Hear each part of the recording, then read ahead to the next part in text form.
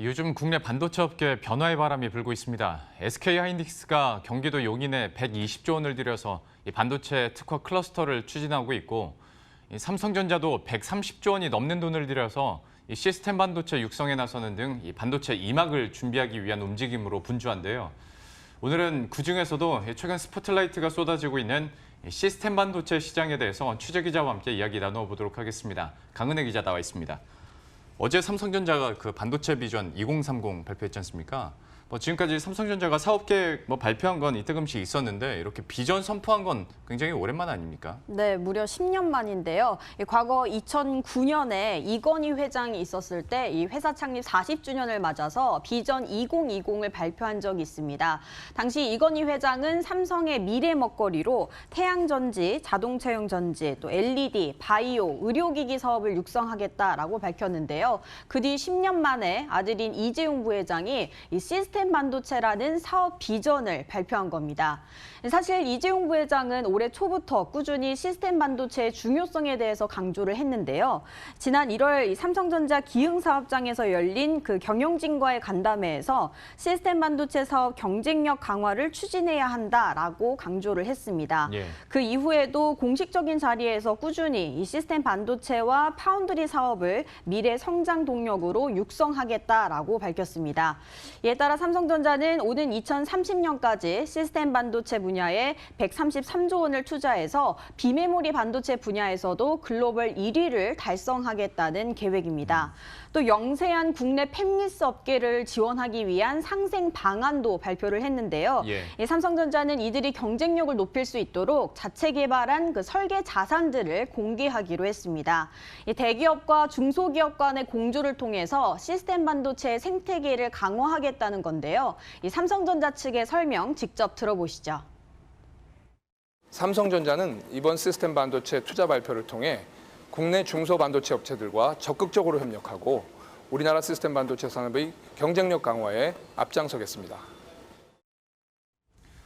자, 그런데 이것 좀 물어보고 싶어요. 주식시장에서 우리가 흔히들 이제 메모리와 비메모리 반도체라고 이야기를 많이 하거든요. 그리고 메모리 분야에서야 워낙 월등하게 점유율을 가져가고 있으니까 너무 잘 아실 텐데, 비메모리, 그러니까 시스템 반도체에 대해서는 약간 좀 낯선 것도 사실이고 우리가 그렇게 큰 영향력을 아직은 내비치지 못하고 있어서요. 좀 설명을 해주시겠어요? 네, 일단 그 반도체 산업은 크게 두 가지로 나뉠 수가 있는데요. 메모리 반도체와 비메모리 반도체 이렇게 두 가지로 구분이 됩니다.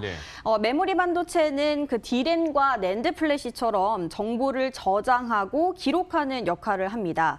반면에 비메모리 반도체는 연산이나 제어 등 정보 처리를 담당하는 것으로 흔히 시스템 반도체라고 말합니다. 종류별로 살펴보면 컴퓨터 중앙 처리 장치나 또 스마트폰의 두뇌 역할을 하는 AP, 또 빛을 디지털 신호로 바꿔주는 이미지 센서 등이 대표적입니다. 또 이 비메모리 반도체 산업 자체가 워낙 크다 보니까요. 이 단계별로 전문 분야 업체들이 나눠져 있는데요. 이 반도체 설계만을 담당하는 곳이 팹리스라고 부르고요. 이 설계된 것을 위탁받아서 생산만 하는 곳이 파운드리 업체입니다. 근데 요즘 보면 그 투자하는 단위가 이제 달라졌지 않습니까? 다 이제 100조 원 이상으로 가고 있는데 이렇게 막 적극적으로 열을 올리고 있는 근본적인 이유는 어디 있습니까? 일단 이 비메모리 시장 규모 자체가 큽니다. 현재 전 세계 반도체 시장의 70% 비중을 이 비메모리 반도체가 차지하고 있습니다. 게다가 시장 규모는 연간 500조 원을 넘어서 현재 삼성전자나 SK하이닉스가 그 업계 1, 2위를 차지하고 있는 메모리 반도체 시장보다 훨씬 규모가 큽니다. 또 향후 시장 전망도 긍정적인데요. 이 올해 메모리 반도체 시장 규모 전망치는 우리 돈으로 184조 원으로 작년보다 줄었습니다. 반면에 전체 반도체 시장은 이 비메모리 반도체 부분의 성장에 힘입어서 지난해보다 2.5% 성장할 것으로 예상됩니다. 특히 이 비메모리 반도체는 4차 산업혁명의 그 핵심 부품인 만큼 앞으로 5G나 인공지능, 사물 인터넷과 더불어서 폭발적으로 성장할 것으로 예상이 되고 있습니다. 이렇게 중요하고 또 큰 시장인데 현재 우리 기업인 삼성전자와 SK하이닉스는 이 비메모리 반도체 시장의 점유율이 4%에 불과해 취약한 상황입니다. 특히 이 시스템 반도체는 상대적으로 구조가 굉장히 복잡하고요. 설계를 하는데도 또 창의적인 설계 능력이 필요해서 기술 장벽이 좀 높습니다. 또 이 메모리 반도체는 소품종 다량 생산인데 반해서 이 시스템 반도체는 다품종 소량 생산이기 때문에 효율성이 높지 않다는 이유로 이 그동안 국내 기업들은 메모리 반도체 시장에 집중을 해왔던 건데요. 예.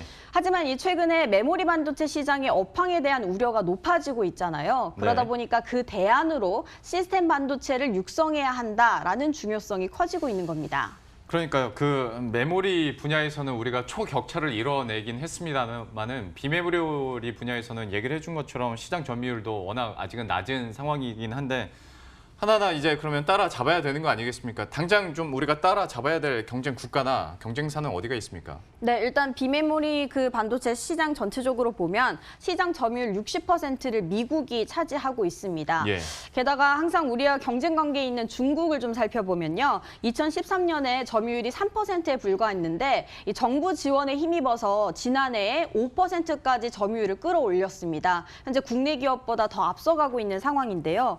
이 반도체 설계 부분에서 제품별로 살펴보면 이 PC용 CPU 칩은 인텔이 절대 강자로 꼽히고 있고 이 스마트폰에 들어가는 AP는 퀄컴, 또 이미지 센서는 소니가 시장을 주도하고 있습니다.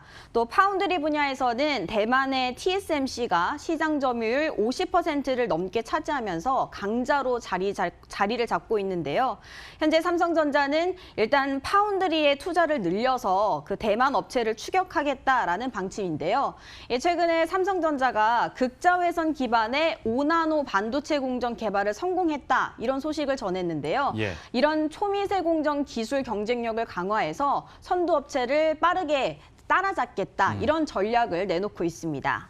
근데 어떤 산업 분야에서 점유율을 좀 빠르게 키워 나가려면 이게 다 쿵짝이 맞아야 되는 거 아니겠습니까? 그러니까 삼성에서 통 크게 행동으로 보여줬으니 정부 측에서도 이제 뭔가 리액션이 있어야 될 것 같은데 계획이 있습니까? 네, 일단 정부도 올해 계속 꾸준히 시스템 반도체를 집중 육성하겠다라고 초점을 맞추고 있는데요. 올해 초부터 삼성전자와 이 정부 측이 계속 긴밀하게 이 시스템 반도체 투자에 대해서 논의를 해왔다고 알려져 있습니다. 예. 정부 차원의 지원 방안도 빠르면 이달 말에 발표될 것으로 예상이 되는데요. 사실 과거 정부에서도 계속 꾸준히 이 시스템 반도체를 키우기 위해서 투자를 해왔지만 이렇다 할 성과를 내지 못했었거든요. 하지만 이번에 이 삼성의 대규모 투자 발표와 더불어서 우리 경제를 이끌 새로운 동력으로 부상하길 기대해 봅니다. 예, 반도체 시장에서의 새로운 모멘텀도 한번 기대해 보도록 하겠습니다. 강은혜 기자와 함께했습니다. 잘 들었습니다.